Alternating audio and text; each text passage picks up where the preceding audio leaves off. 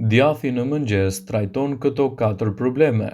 Ja kush duhet ta konsumojë menjëherë.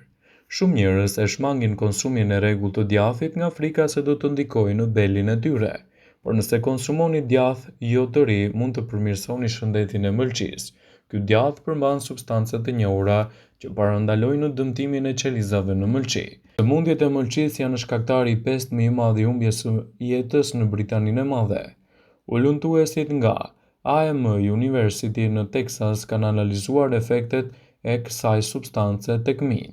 Ullëntimet kanë treguar se djathi është një mundësi e shkëlqyer për të përmirësuar punën e mëlçisë.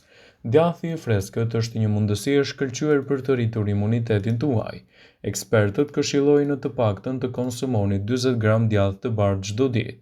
Djathi i përgatitur vetë në kushte shtëpie është alternativa më e mirë që mund t'jepni organizmit tuaj në betejën kundër këtyre shqetësimeve, citojnë eksperti.